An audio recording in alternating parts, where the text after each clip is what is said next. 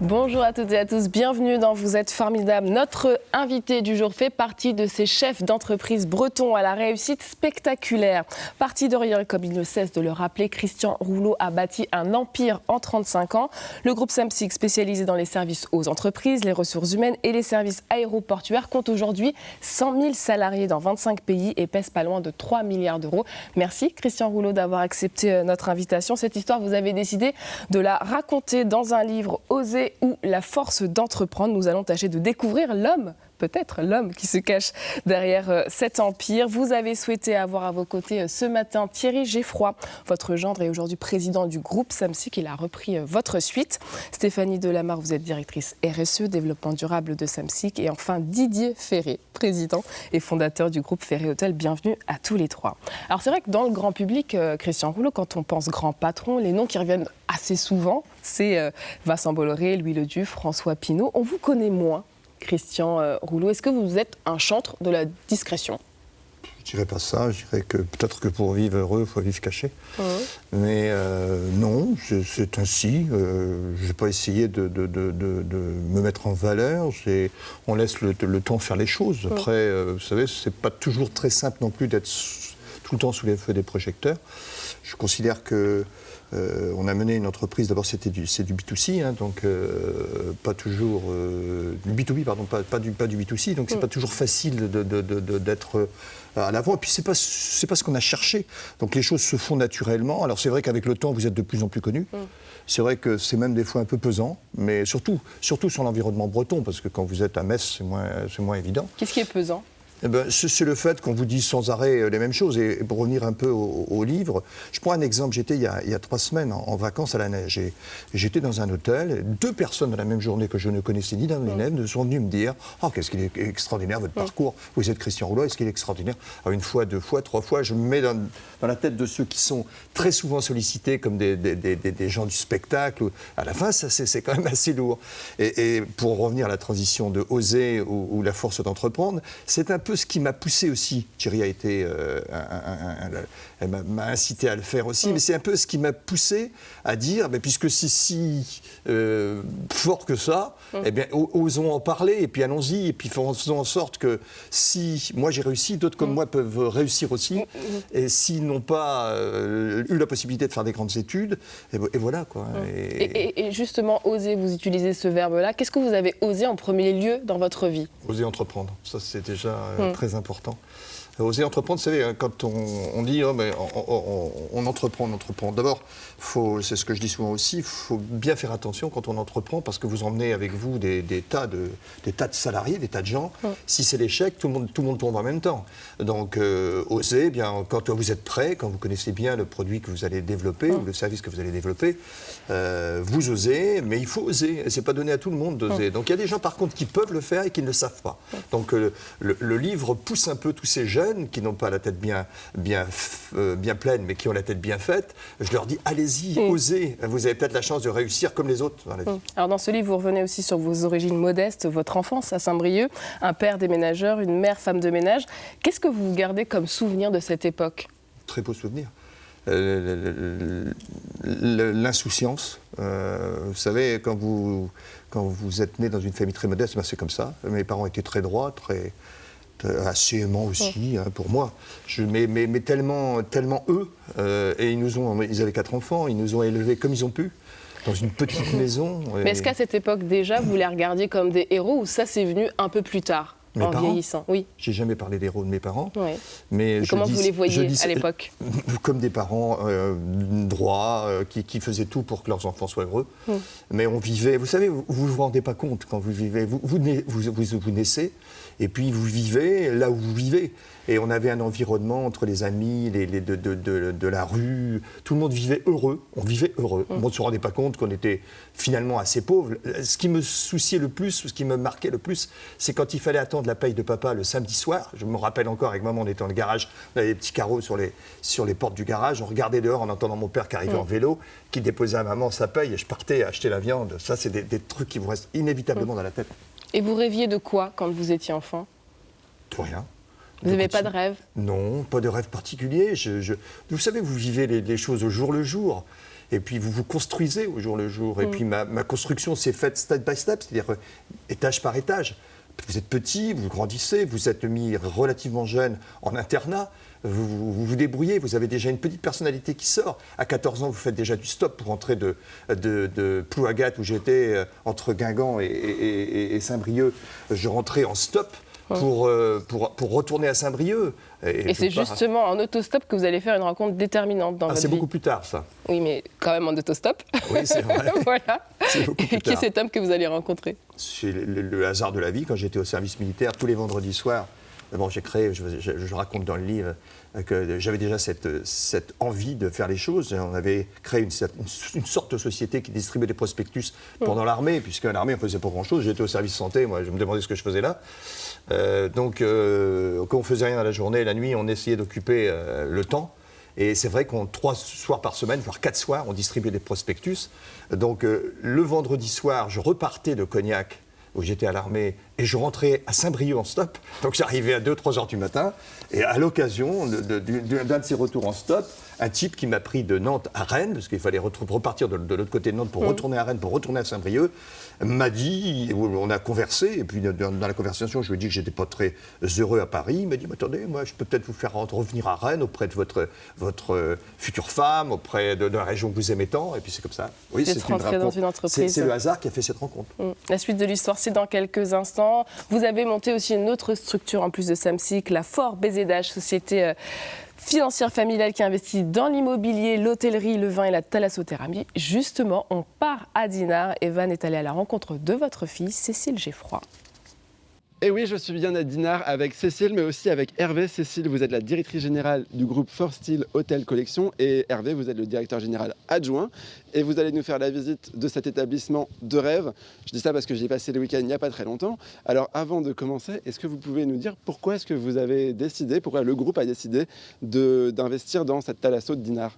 Alors, dans la continuité en fait, de notre développement du pôle hôtelier, on a souhaité donc acquérir la thalasso de Dinard. Et dans le prolongement, on avait déjà une première thalasso, celle de Pornic. Donc ensuite, on a souhaité donc, acquérir celle de Dinard. Et nous aurons aussi par la suite une thalasso que nous allons ouvrir. Ne dites pas, on le dira tout à l'heure, c'est du suspense. J'adore faire du suspense. Et alors, avant, c'était le groupe Accor qui avait cette thalasso pendant près de 30 ans. Près de 30 ans, oui. Et le nom a changé depuis le 1er janvier, c'est Emeria. Comment est-ce que vous faites pour positionner votre nouvelle identité? Alors c'est vrai que c'est un vrai challenge de passer de Novotel à Emeria, mais on a souhaité redonner un vent neuf, une nouveauté dans notre acquisition. Et aujourd'hui, la destination est vraiment Dinard, et qu'aujourd'hui, un client, le nom est presque secondaire. Donc la thalasso de Dinard est tellement connue depuis 30 ans que le nom, les gens se rappellent maintenant Emeria, mais ça aurait pu être autre chose. Donc vraiment, on appelle ça Emeria, qui rappelle la Côte d'Émeraude, la mer, et qui est un nom qui fait rêver. Ah on confirme. Alors justement, vous allez nous faire rêver puisque vous allez quand même nous présenter cet établissement. Là, on est sur la terrasse du bar, face à la mer, comme on l'a vu tout à l'heure. Mais présentez-nous, qu'est-ce qu'on peut vivre quand on vient ici? Une expérience formidable, tout autant au niveau de la restauration, déjà en premier lieu. Après, vous avez donc en deuxième lieu, déjà, le plus important, c'est la thalasso, les soins, bien évidemment. Mais ici, nous sommes donc sur la terrasse du bar. Il y a combien de chambres? 170 chambres, classées en 4 étoiles. Toutes les chambres, pratiquement, ont une vue mer. Et puis une soixantaine de chambres qui ont vue sur le jardin. Donc vraiment des vues panoramiques à couper le souffle. Et ça, c'est vraiment aussi la caractéristique de la thalasso de Dinard. C'est cette vue magnifique sur la côte. Et puis on vient pour se faire bichonner, il y a une piscine d'eau de mer. Alors, piscine d'eau de mer chauffée à plus de 33 degrés, plusieurs piscines d'eau de mer chauffées à 33 degrés, plus de 50 cabines de soins. Donc c'est 30 ans d'expérience unique pour pouvoir passer une journée, 2 jours, une semaine de soins. C'était quand la dernière fois que vous êtes allé en profiter de la piscine? Jamais. Jamais. Parce que ça c'est professionnel, parce que vous travaillez trop. Non, On n'a pas le temps, Bah oui, exactement. c'est pour ça. Voilà, on n'a pas le temps. donc Ah on oui, va voir c'est on va voir d'autres confrères pour les tester, mais sur ici on n'a pas le temps. Bon alors, c'est important aussi de dire que le mot thalasso, ça se mérite. Comment est-ce que nous, clients, on peut savoir vraiment ce qu'il y a derrière ce mot thalasso? Ça veut dire quoi pour un établissement? Thalasso, c'est les soins par la mer. C'est le soin par l'eau de mer. Donc Voilà. c'est vraiment 100% de l'eau qui est utilisée dans nos bassins ou pour l'ensemble des soins, des massages sont issus de la mer qui est juste face à vous. On a l'eau est pompée à 1,5 km sur les côtes et est directement arrivée ici dans nos bassins de rétention pour utiliser pour les soins. Bon, et ben ça tombe bien parce que maintenant on a rendez-vous avec une hydrothérapeute qui va nous expliquer les bienfaits de l'eau de mer et qui va aussi nous parler d'un soin en réalité augmentée. Donc on se plonge dans la mer en 3D. En bref, c'est hyper innovant et j'ai hâte d'aller tester. À tout à l'heure. Merci beaucoup, Evan. À tout à l'heure. Alors, en l'espace de quelques années, puisque vous allez entrer dans cette entreprise GSF, vous allez arriver assez vite numéro 3 de l'entreprise. Et un jour, vous allez décider de quitter cette entreprise parce que, quelque part, vous avez saisi quelque chose que vous ne pourriez pas opérer dans cette entreprise. Qu'est-ce qui s'est passé ? Rien, je crois qu'il y avait plusieurs. Rien. Il y avait plusieurs choses qui s'accumulaient. La première, c'est que je trouvais que l'on était sévère. D'abord, soyons logiques aussi, j'avais envie d'entreprendre. Je considérais qu'être numéro 3, je serais toujours numéro 3. Donc les autres qui étaient devant, c'était les propriétaires, que voulez-vous, il n'allait pas les faire disparaître. Donc à un moment donné, j'ai eu cette envie de créer, ça c'était le premier élément. Deuxième, j'étais plus d'accord avec la politique qui s'est développée. Je trouvais qu'on était trop contre les pouvoirs syndicaux patronaux et ça nous freinait. On criait toujours, mais on ne faisait rien. Donc c'est facile de critiquer quand on n'est pas acteur. C'est trop. Je trouvais que c'était trop lourd à porter. Et puis je le répète, cette envie d'entreprendre, le fait que je trouvais qu'on vendait trop et on ne faisait pas assez, c'est-à-dire qu'on était tout doué dans la vente, mais pas assez présent dans l'exécution. Et ça me manquait. Et du coup, c'est le début de l'aventure Samsic. Et du coup, vous avez surtout compris qu'il fallait externaliser. C'est ce que vous ne dites pas. Oui, ça externaliser déjà, parce que moi, je considère qu'on ne fait bien que ce qu'on connaît bien. Donc, c'est vrai que de plus en plus, les entreprises industrielles ou commerciales ont eu tendance à externaliser, pas encore assez à mon goût. Donc, ce qui fait que je me suis dit, c'est le moment d'y aller. On va démarrer dans un métier où il y avait déjà 15 000 acteurs. En France, il y en a encore 15 000 d'ailleurs. Et c'est difficile parce que vous vous mettez à la 15e 1000 place quand vous rentrez. Et parce qu'on avait compris qu'il y avait certainement de la place pour avancer, eh bien, on est rentré dans ce marché. Et très vite, en quelques années, on est rentré de la 15e 1000 place dans les 10 premiers, qui font 80% du volume quand même en France. Dans le métier premier qu'on a eu à l'origine, c'est-à-dire la propreté. En 35 ans, vous allez bâtir un empire. Aujourd'hui, c'est vous qui avez repris les rênes, Thierry Geffroy. Qu'est-ce qui est le plus difficile quand on prend la suite du bâtisseur ? C'est toujours très compliqué de passer derrière un fondateur. Mais en avril prochain, j'aurai 30 ans d'expérience dans ce groupe. Je le connais bien, j'en connais bien les métiers, j'en connais bien les rouages. Je ne découvre pas un environnement, je le construis avec lui et avec l'ensemble des membres du comité de direction et bien au-delà, chaque jour un peu plus. Donc, fondamentalement, mon quotidien le lendemain matin n'a pas changé. Après, évidemment, aujourd'hui, il y a une pression plus forte, il y a des interrogations plus grandes, et puis il y a des choix à faire. On les partage toujours au quotidien. Et pourtant, parfois, il faut trancher. Et à la fin, il n'y en a qu'un qui décide. Aujourd'hui, c'est moi. En parlant de choix, il a fallu faire un choix entre votre gendre et votre petit frère pour reprendre la suite de l'entreprise. S'il est petit, mais c'est mon frère. C'est vrai, quand on est second. Oui, bien sûr, parce que dans l'équipe de direction du groupe Samsic, c'est quand même gros, Samsic. Hein, et il n'y a pas que le président, il y a un président, un directeur général, des directeurs généraux, d'autres présidents. Thierry est au haut de la pyramide. Guy avait aussi une légitimité, mais la différence entre Thierry et Guy, c'est qu'ils ont un écart d'âge qui est significatif. créatif. Et c'était logique que Thierry reprenne le flambeau. Bien sûr que c'est difficile d'être toujours à l'ombre de son frère. C'est toujours ça très compliqué. On le connaît dans d'autres familles. Est-ce qu'il y a toujours une part d'affect, puisque c'est de la famille dont on parle aussi? Oui, mais moi j'ai toujours essayé d'être très clair, d'être bon, d'être juste, mais il faut quand même décider, il faut être ferme aussi. Hein. Donc j'ai décidé à un moment donné, je considérais que Thierry avait toutes les compétences pour y arriver. Mon frère, je lui ai expliqué, il a quand même compris. Thierry a 50 et quelques années, Guy en a 60 et quelques, donc il n'y a pas de doute. Il fallait passer par une génération bien plus jeune, qui avait de l'expérience, qui avait un savoir.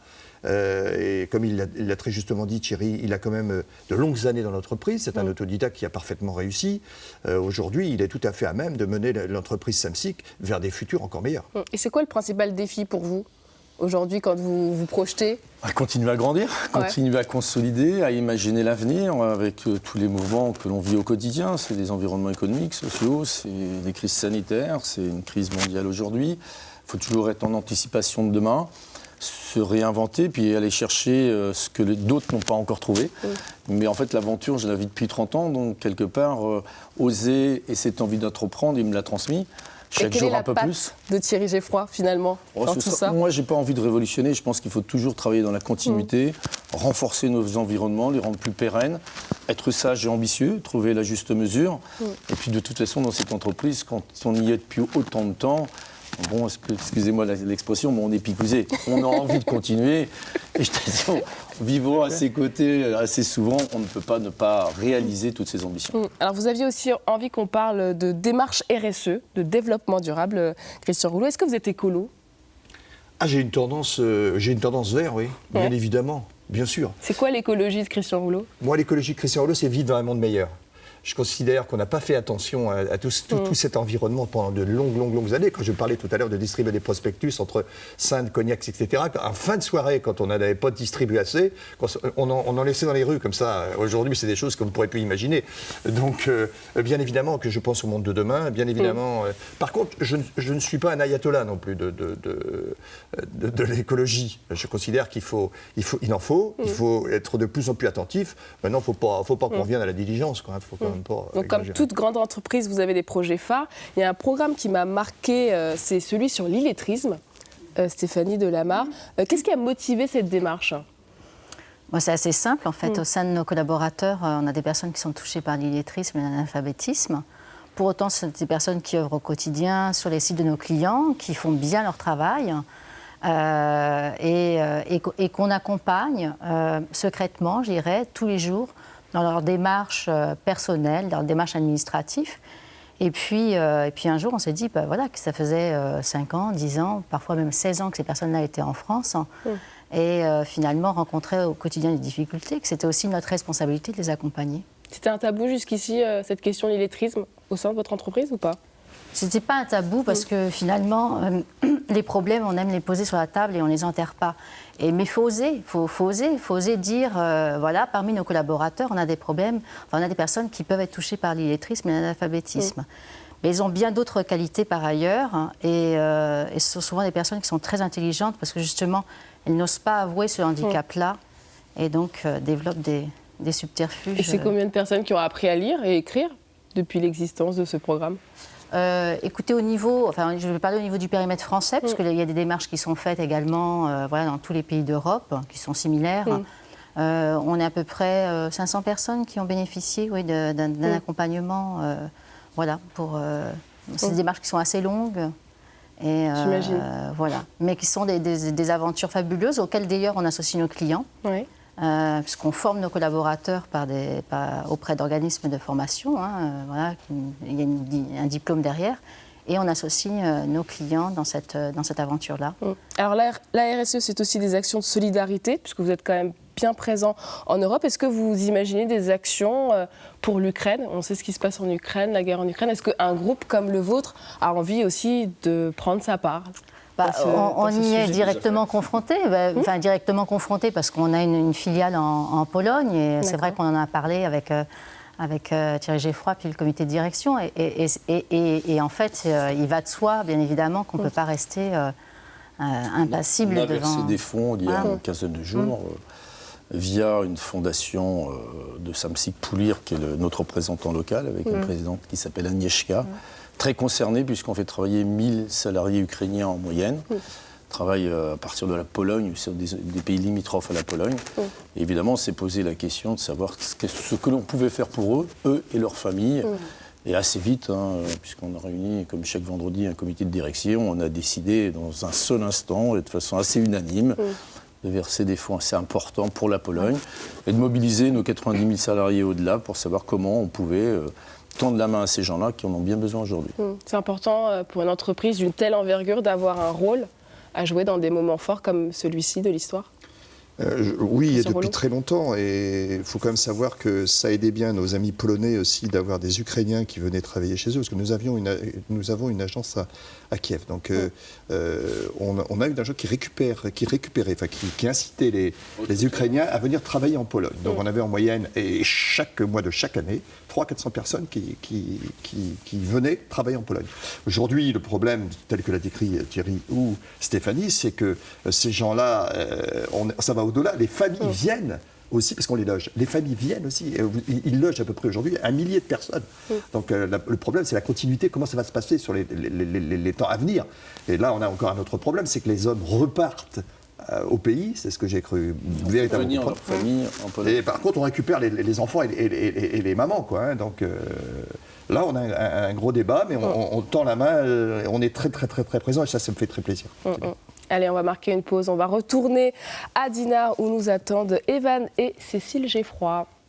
Alors, on ne pouvait pas passer la matinée à la Thalasso de Dinard sans vous parler des bienfaits de la Thalasso. Et qui de mieux que vous, Florence, puisque vous êtes la directrice de la Thalasso, pour nous parler justement de comment est-ce qu'on innove dans votre secteur pour proposer toujours des nouveautés à vos clients. Alors, à Emeria Dinard, nous proposons déjà un panel très intéressant de programmes de thalassothérapie, du nuit 3 soins au 6 nuits 24 soins.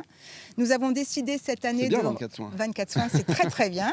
Nous avons décidé cette année de renforcer 3 de nos programmes phares, que sont ma parenthèse mère du sommeil, ma parenthèse lâcher prise et ma parenthèse bain de jouvence, qui est un programme post-cancer qui permet de retrouver vitalité et bien-être dans un milieu non médicalisé. Et nous avons renforcé ces 3 programmes avec un bien-être immersif de réalité virtuelle. Ah, et ça, c'est l'activité que je vais tester, j'ai de la chance, tout de suite. Effectivement, alors habituellement, nous sommes dans une salle multisensorielle. Alors attendez, Amandine, est-ce que Amandine va venir? Amandine, vous êtes hydrothérapeute et j'ai plein de choses à vous demander tout à l'heure. Je vous laisse le micro, Florence, et moi, je m'installe ici. Et je vous laisse nous expliquer, parce qu'en effet, normalement, le soin ne se passe pas là. Alors, habituellement, nous proposons ce soin dans une salle multisensorielle, avec des huiles essentielles, avec de jolies lumières. Vous êtes confortablement installé dans un fauteuil. Là, évidemment, la salle est prise aujourd'hui, donc nous vous proposons de le faire devant la mer. Et vous... Ah, mais je suis sur une plage paradisiaque. Effectivement, c'est un programme de 15 minutes avec la voix d'une sophrologue qui va vous dispenser une vraie séance de sophrologie durant 15 minutes. Je vous propose de vous installer le plus confortablement possible. Bon, je serais bien resté plus longtemps. Dans des paysages filmés à 360 degrés, mer, cascade, montagne, forêt. Donc ça, c'est un bel exemple d'innovation en matière de thalasso, justement. C'est surtout la haute technologie associée à l'humain, donc c'est très important. Bon, ça donne envie en tout cas, merci beaucoup. Merci. Amandine, parce que là on parle d'innovation, mais en fait la thalasso avant tout c'est l'eau de mer. C'est l'eau de mer, tout à fait. Et l'eau de mer on ne le sait pas, mais c'est hyper important pour notre corps, vous pouvez nous en dire plus? C'est très important parce que notre peau est composée de plus de 70% d'eau salée, et donc du coup l'eau de mer c'est ce qui se rapproche le plus au niveau de la composition.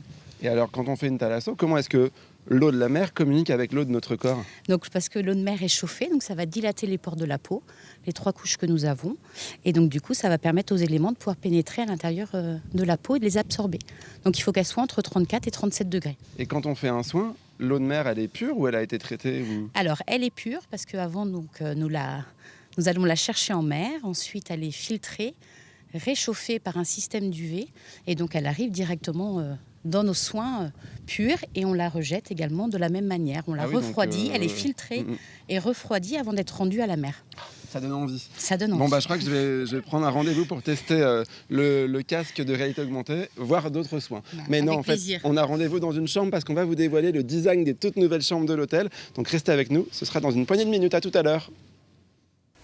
Merci beaucoup, Evan. À tout à l'heure. On a souvent parlé de vous, Christian Rouleau, comme un chef d'entreprise redoutable et rusé. Est-ce que ce sont des adjectifs qui vous conviennent? Non. Non, redoutable et rusé, non. Pragmatique, déterminé, courageux. Donnez-moi des adjectifs comme ça, mais redoutable et rusé, non. Non. Faut Ça ne fait pas partie du monde de l'entreprise, cet esprit concurrentiel. Ouais, non, que l'on ait régulièrement un coup d'avance, je veux bien que l'on soit assez intelligent pour nous dire que demain ne sera pas comme hier, ça, oui, parlez-moi comme ça. Mais me dire que je suis rusé, c'est à la limite du péjoratif, j'aime pas trop. Vous trouvez ça injuste? Ouais, parce que rusé, c'est pas très bien dans mon vocabulaire. Avant de connaître Christian Rouleau, Didier Ferré, qu'est-ce qui vous a inspiré? Ma rencontre avec Christian Rouleau est un peu particulière. la seule de ma vie d'ailleurs. Moi, j'étais déjà à la tête de ma société. Et vers 33, 34 ans, j'ai 3-4 ans de plus que lui, de moins que lui, j'ai rencontré un homme devant moi, qui est arrivé devant moi dans l'entreprise. Il y avait un rendez-vous de prix, mais j'avais oublié. Et donc on a conversé, on s'est mis dans mon bureau, et on a discuté bien sûr. Et puis au bout de quelques minutes, il me dit je vais créer ma société, et dans 3 ans j'aurai 500 personnes. Là j'ai tout lâché. Je me suis dit... on rencontre tous dans sa vie des gens qui ont des ambitions ou qui rêvent, et le rêve c'est la nuit mais c'est pas le jour. Donc j'ai décroché. Et puis on a continué à converser, et vraiment la conversation est devenue sérieuse. Et je me souviens très bien, Christian, je l'ai raconté plein de fois, Christian s'absente de mon bureau, je ne sais plus pour quelle raison, et ma femme, nous étions jeunes mariés et jeunes entrepreneurs, qui était à 3-4 bureaux du mien, je l'appelle, et je lui dis viens dans mon bureau, j'ai un phénomène. Donc elle est venue dans mon bureau, nous avons continué, et on a vu qu'il y avait du fond. On a tout de suite vu qu'il y avait du fond. Il venait à Rennes, et moi j'étais au CJD, au Centre des jeunes dirigeants à l'époque, ça existe toujours d'ailleurs, je crois. Oui, je vous le confirme. Et je lui dis, si vous voulez connaître du monde à Rennes, je peux vous faire entrer au CJD. Donc c'est ma première rencontre Donc ça a été une rencontre assez franche, assez directe entre vous. Très franche, très, bien sûr, comme on est encore aujourd'hui d'ailleurs, l'un par rapport à l'autre. Mais c'est ma première rencontre avec Christian Rouleau. Donc elle m'est restée marquée, mais il n'aurait pas fait le parcours qu'il a fait. On rencontre tous plein de gens, mais il a mis à contribution bien au-delà de... Et est-ce que dans le monde de l'entreprise, c'est facile de se faire des amis qui sont chefs d'entreprise? Là où on sait qu'on est souvent sur nos gardes, réflexes de protection. Est-ce que c'est facile, ça, Christian Rouleau? Je pense que c'est nécessaire de s'ouvrir la tête, de s'ouvrir l'esprit, et de prendre un tout petit peu de temps pour aller voir ce qui se fait ailleurs. Donc au début, j'ai été au CJD, je suis rentré au CJD. Après le CJD, je considérais qu'on avait fait le tour. C'était plus trop, il y avait plus de profession libérale que de... Donc je suis parti vers l'APM, c'est encore un autre... et après, s'il vous plaît, parce que nous on ne connaît pas APM. C'est l'association pour le progrès du management. D'accord. Ça fait partie d'une suite logique du temps qui passe. Et puis depuis, bien évidemment, nous sommes au Club des 30, qui est encore quelque chose de bien différent. Et nous rencontrons des entrepreneurs, nous sommes amis avec des entrepreneurs bien évidemment assez importants dans la région Bretagne, Vendée et de Grand Ouest, dirons-nous. C'est quand vous parliez tout à l'heure de ces noms célèbres, c'est vrai que tous ces gens-là, on les a vus, on les côtoie, on échange sur des métiers qui sont complètement différents. Le week-end dernier, nous étions à la neige, et c'est vrai que nous étions avec ces gens-là. Ce sont des gens simples dans leur quotidien, beaucoup plus simples qu'on ne le pense. Beaucoup moins matu vu qu'on ne le pense, et on apprend beaucoup à échanger avec les autres. Je voulais revenir sur un fonds de dotation Bretagne Ambition, Bretagne Atlantique Ambition, pour soutenir la recherche médicale. Vous êtes associé à ce projet. Est-ce que c'est un domaine qui vous touche personnellement, parce qu'on ne vous attend pas sur le secteur de la santé? Bien sûr. Là aussi, c'est l'amitié qui nous a réunis à 3 d'abord, Roland Beaumanoir, Christian et moi, et on a été touchés par ces médecins qui sont venus nous voir, et d'ailleurs nous avons des relations très étroites aujourd'hui, et on a estimé qu'avec notre parcours on pouvait aussi redonner un peu de ce qu'on a gagné, et surtout l'investir sur des chercheurs où là c'est l'aventure. C'est encore aussi, c'est un peu comme l'entreprise, c'est l'aventure parce que nous prenons en charge des chercheurs et c'est assez délicat parce qu'on voudrait du résultat. On est toujours en attente, mais c'est notre ADN. Donc nous soutenons depuis déjà un certain nombre d'années, je suis à plus 5-7 ans, ces chercheurs et vraiment il y a un lien très fort qui s'est créé entre ce monde médical aussi et le nôtre, un monde étranger. Donc je crois qu'on s'apporte les uns les autres d'ailleurs. Est-ce que finalement la santé, on s'en empare aussi parce qu'on a des moments de sa vie où on mesure peut-être certaines choses?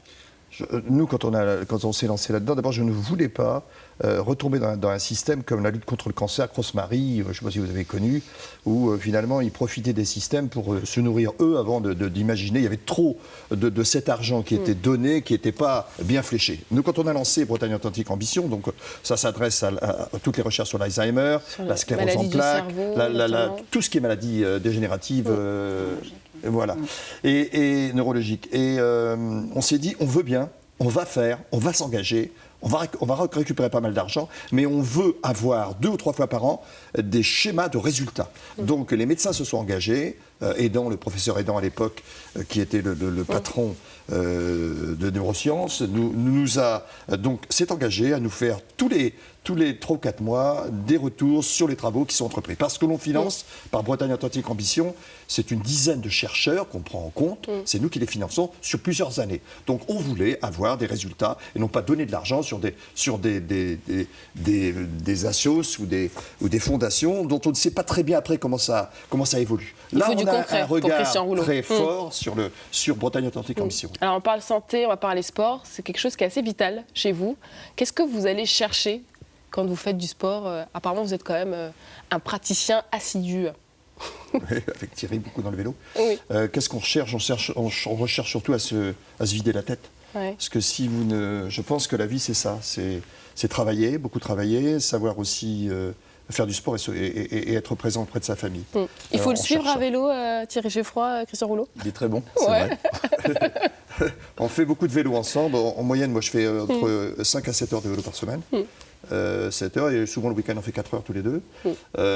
C'est nécessaire, c'est important, c'est vital même. Sans sport, moi j'ai commencé par courir énormément, par un problème de genou j'ai arrêté, mais au-delà du sport, il a fallu aller vers la recherche, de faire de la recherche intellectuelle. On est allé faire Saint-Jacques-de-Compostelle, Didier, Thierry, ils en ont fait des bouts avec moi. Ce sont des choses qui sont nécessaires quand on est vivant, autrement on explose, quoi. Allez, on part jeter un dernier coup d'œil, prendre un bol d'air, direction Dinard. On parle thalassothérapie avec Cécile Geffroy et Evan qui sont sur place. Maintenant que l'on sait tout sur l'eau de mer, je vous propose de parler du futur de l'établissement. On vous retrouve, Hervé, Cécile, dans une des chambres actuelles de l'hôtel. Mais vous allez nous parler du futur parce qu'avec le nouveau nom Emeria, il y a aussi toute une période de travaux qui va s'engager pour redonner une nouvelle vie à l'hôtel. En fait, c'est ça en quelque sorte? Oui. On ferme l'établissement à partir du mois d'octobre pour une durée d'à peu près 6 mois. Parce qu'on a décidé d'embellir l'établissement, de rénover toutes les chambres de l'établissement, les 170 chambres. La partie lobby, la partie thalasso, bien évidemment, les piscines. On fait l'ensemble des piscines, un nouveau parc aquatique, parcours aquatique. Ça veut dire que vous agrandissez ou vous la refaites? On refait et on agrandit. Ah ouais, carrément. Oui. Ouais. On veut vraiment passer un cap dans la thalasso de 2030. Donc c'est pour ça qu'on s'y met dès à présent, parce que la clientèle rajeunit, on a besoin aussi de faire venir une nouvelle clientèle internationale, française et locale. On a de plus en plus de Bretons qui viennent passer une journée et 2 jours, donc on peut aussi leur amener une nouvelle offre. Voilà. C'est vrai parce qu'on entend souvent dire que la thalasso c'est un truc pour les retraités, mais personnellement moi j'ai 30 ans et j'adore la thalasso. Oui, complètement, c'est pour tout le monde en fait la thalasso, c'est ouvert à tout le monde et il faut venir en profiter. En fait il faut commencer à faire des soins tôt je dirais, pour avoir les bienfaits de l'eau de mer. Voilà exactement, vous en êtes l'exemple bien évidemment. Ah oui, j'adore qu'on me parle comme ça. L'eau de mer et prendre soin de soi aujourd'hui, puis post-Covid, tout ce qu'on vient de vivre, c'est vraiment, on sent une appétence à la thalasso et c'est pas du tout que pour le 3e âge. Les jeunes, par exemple, on a les jeunes mamans qui viennent avec des bébés parce qu'elles prennent l'habitude, il y a tout un cursus sur un week-end ou 3 jours de prendre soin de soi post-accouchement avec le bébé dans l'eau. Voilà, donc il y a vraiment une nouvelle approche. Nouvelle approche. Alors, vous disiez que l'hôtel ferme en octobre, mais pas pour très longtemps quand même. qu'on se rassure. Non, pas pour très longtemps, mais bon, 6 mois quand même. Oui. Donc ça va être voilà. Et 6 mois d'ailleurs on va vous dévoiler le design en avant-première de la chambre. Voilà, oui. L'idée c'est de revenir dans quelque chose de plus bord de mer, solaire, dans l'esprit de Dinard, qui reprend les couleurs aussi bien les bleus, les verts qu'on peut trouver. C'est vous qui l'avez imaginé? Non, on travaille avec un cabinet d'architecte, Wunder, qui est basé à Rennes et qui a compris nos attentes en termes d'approche artistique et pour nos clients. Bon alors, je sais pas, on va sortir un petit peu, profiter du... Il fait beau, alors allons-y.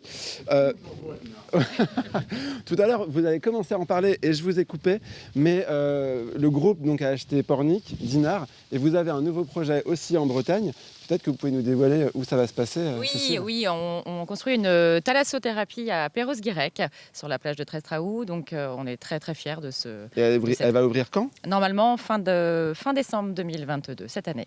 Oui. Bon, ben super, j'espère qu'on viendra faire un reportage. Avec plaisir. Voilà. Et puis les hôtels à Paris aussi. Donc, on va vous faire bouger. Moi j'arrête de travailler, je pars en vacances. Merci beaucoup en tout cas. Merci. Et bonne journée à bientôt, au revoir. Merci, au revoir.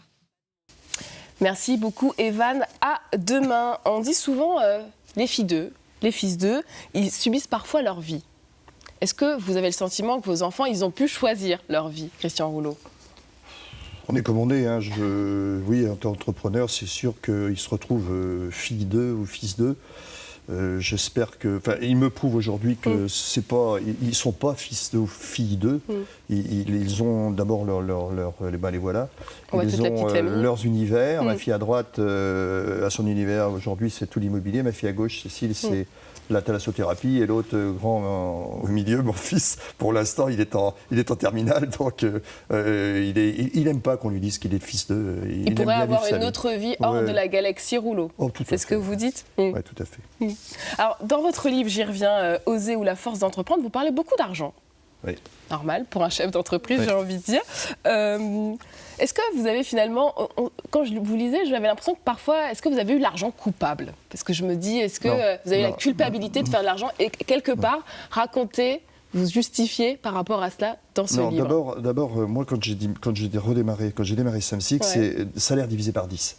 Pour récupérer le salaire que j'avais auparavant, c'est 10 ans. Et je dis toujours que l'argent ne m'intéresse pas. Je ne suis pas ma cagnotte, je suis un homme qui a besoin de l'argent pour réaliser ses projets. Mais l'argent en tant que tel ne m'intéresse pas. Et j'ai une sainte horreur de l'argent d'ailleurs. Je trouve que ça fausse beaucoup de choses. Par contre, quand vous avez des projets comme j'en ai tous les jours, il vous faut bien de l'argent pour... ça aide d'avoir de l'argent. Il faut de l'argent. Mais l'argent, elle ne me sert qu'à ça. Et qu'est-ce que vous avez envie de dire aux jeunes qui se disent peut-être que Christian Rouleau, il le dit, c'est plus facile pour lui aujourd'hui qu'il a gagné cet argent-là. Comment on fait? Non, c'est pas tout à fait ça. Je ne veux pas qu'on vienne sans arrêt à l'argent. Je dis que l'argent est nécessaire pour réaliser des projets. Par contre, l'argent pour moi et pour les jeunes, je leur dis sans argent, vous pouvez toujours un jour entreprendre. Et on me dit oui, mais c'était plus facile il y a 30 ans. Mais c'est pas vrai. Aujourd'hui, c'est possible d'entreprendre. Tous les jeunes peuvent entreprendre. Il faut qu'ils osent. Et même s'ils n'ont pas eu la chance de faire des grandes études, qu'ils ont la tête bien faite, mais pas la tête bien pleine, alors si vous avez les deux, c'est encore bien mieux, qu'ils osent, qu'ils y aillent. Et ils seront heureux et rendront d'autres heureux. Et si vous aviez vos parents devant vous aujourd'hui, qu'est-ce que vous auriez envie de leur dire, Christian Rouleau? Est-ce que vous êtes fiers de moi? Vous leur posez une question. Oui, mais là-haut, ils doivent m'entendre. On les voit à l'image. Est-ce que vous vous dites, finalement, c'est presque inespéré, là où j'en suis arrivée aujourd'hui? Je ne crois pas, c'est comme ça. C'est comme ça, vous êtes fait comme ça, vous suivez votre route, c'est comme ça. Je vous sens émue. Oui, un peu. À l'évocation de vos parents. Alors, petite question, aujourd'hui, est-ce qu'on a envie que Samsic, que Fort Bézédage reste dans la sphère Rouleau, qu'elle soit portée par les descendants, les petits-fils? Il a eu l'élégance de demander à sa famille ce qu'on souhaitait faire du futur. Il aurait pu choisir de droit. Ça n'a pas été ainsi, donc je pense que c'est une décision qui a été collégiale. Oui, on souhaite poursuivre cette aventure. On est bien plus heureux à se lever le matin pour aller au travail, avoir du lien social, travailler pour des projets, travailler pour les gens qui nous font confiance, clients, salariés, partenaires. Donc l'aventure, on la continue, et puis sans pression aucune, on espère que d'ici quelques années, l'un d'entre eux viendra me remplacer. Jusqu'au bout, une belle aventure. Vous accompagnerez ce mouvement? Christian Rouleau? Oui, parce que je dis souvent, je ne voulais pas mourir sur scène à Samsic. C'est pour ça que j'ai eu des grands... C'est pas facile, hein, quand vous êtes entreprenant, de passer Pendant le relais. 30 ans, oui. Mais je l'ai fait, je me suis forcé à le faire. Donc je l'ai fait et je suis content de l'avoir fait. Et puis je suis content aussi parce qu'aujourd'hui, je trouve d'autres plaisirs. D'abord, accompagner Thierry, à l'encourager et à l'éclairer sur des choses qu'on voit mieux à plusieurs que lui tout seul.